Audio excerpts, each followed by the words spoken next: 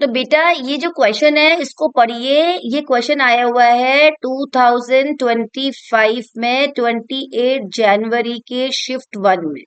और देखिए सवाल कितना है, अचीवर सेक्शन है। क्यों? क्योंकि बच्चे ना ऐसे दे देने चले जाते हैं एग्जाम बिना पढ़े। मुझे पता है ना, मैं तो रोज इन बच्चों के कांटेक्ट में रहती हूँ। मैडम जेई मेन पढ़ा है, मैडम 12th कर लेते हैं। बहुत ही ज्यादा लापरवाही है हमारे देश में बच्चों के साथ। और जो पढ़ने वाले हैं वो तो पढ़ने वाले हैं ही, वो 10%। उनके लिए ये क्वेश्चन है, शानदार क्वेश्चन है। पढ़ो, देखो कितना बढ़िया क्वेश्चन दिया हुआ है। जरा समझो क्या लिखा हुआ है। इसमें बोला हुआ है स्टेटमेंट 1 में इन्होंने बोला नाइट्रोजन है, इसके दो वैलेंसी पर ईटी ईटी मतलब इथाइल ग्रुप लगा रखा है, और इधर से ये कार्बन और सीएल लगा रखा है। ठीक है, कुछ कंपाउंड है और आपको पता होना चाहिए कि नाइट्रोजन क्या करता है। 3 बॉन्ड बनाकर एक लोन पेयर रखता है। ये बात है, आप ड्यूरिंग द क्लास कई बार पढ़ते हो। ये रहा मेरा ईटी ग्रुप, और ये रहा मेरा कार्बन, ये रहा मेरा कार्बन, और ये रहा मेरा सीएल। चेक करो। ठीक है, यही है। अब नाइट्रोजन 3 बॉन्ड बनाकर एक लोन पेयर, ये अंडरस्टूड है। मैं क्लास में कई बार बोलती हूँ कि बच्चों नाइट्रोजन 3 बॉन्ड बनाकर एक लोन पेयर रखता है, पेपर में आएगा। ये चीजें बहुत आती हैं और आप इसको ध्यान में रखो। ये अंडरस्टूड होता है और ये वहां दिखाता नहीं है मॉलिक्यूल में के ऊपर नाइट्रोजन, ये आपको खुद ही लगाना पड़ता है। ठीक है, ये आया। अब क्या बोल रहे हैं, will undergo alkaline hydrolysis. Alkaline hydrolysis का मतलब समझ रहे हो क्या होगा? मतलब आपने अल्कलाइन, अल्कली ये जो बेस होता है, मतलब आपने पानी में OH- मतलब KOH या NaOH को डिसॉल्व कर रखा, और आपको पता है कि ये बहुत अच्छा न्यूक्लियोफाइल होता है जो OH- होता है। ठीक है बेटा, अब चलो।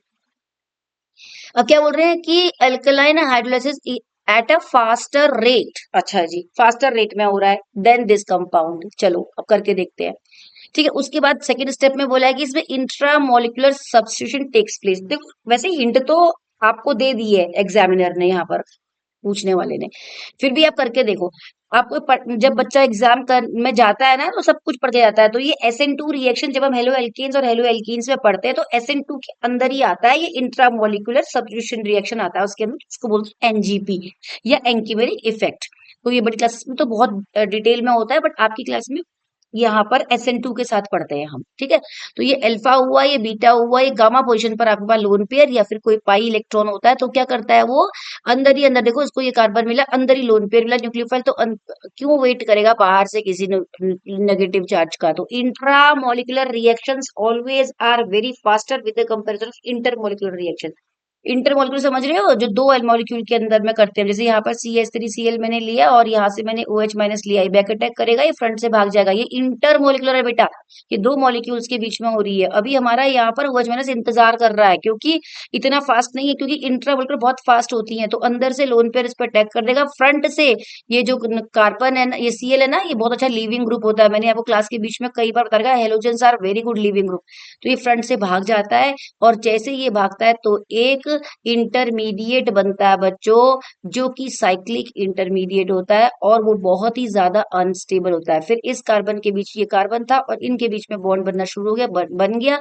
अच्छा, ये लोन पेयर चला गया तो बेटा ये प्लस बन गया। ठीक है, अब ये इसने क्योंकि नाइट्रोजन ने लोन पेयर दे दिया ना, उससे ये बॉन्ड बन गया। ठीक है, अब ये जो रिंग बनी, ये बहुत ही वेरी वेरी अनस्टेबल रिंग होती है बच्चों। ये बहुत ज्यादा स्ट्रेन्ड, हाईली स्ट्रेन्ड रिंग होती है, और ये हमेशा ओपन होने की कोशिश करती है। ये आपको पता है, साइक्लोप्रोपेन की रिंग में भी मैं वहां पढ़ाती हूँ जब हाइड्रोकार्बन पढ़ाती हूँ।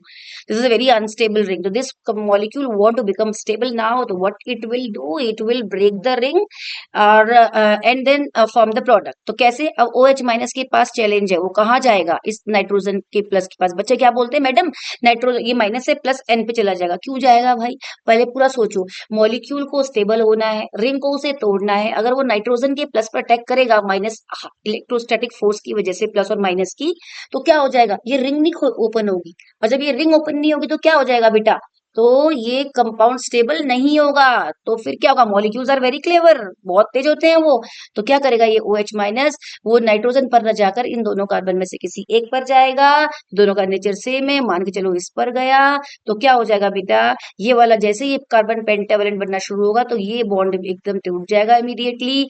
तो नाइट्रोजन इस इलेक्ट्रॉन को ले जाएगा, अपने लोन पेयर को वो ओवरकम कर लेगा, और आपका उसका लोन पेयर वापस आ गया। दुनिया जाए भाड़ में, वो खुद स्टेबल हो चुका है।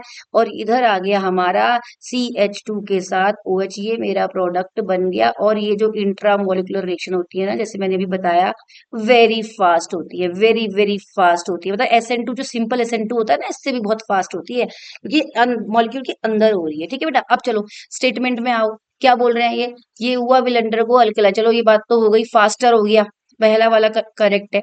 अब पढ़ो, इसी मॉलिक्यूल को बोला कि इंट्रा मॉलिक्यूलर सब्स्टिट्यूशन करेगा first by involving lone pair of electrons और नाइट्रोजन एटम। हाँ ये तो हो रहा है यहाँ पर ही, है ना, तो दोनों सही है हमारे, तो कौन सा स्टेटमेंट है, तीसरा वाला, both statement 1 and statement 2 are correct, तो हमारा आंसर हो जाएगा 3।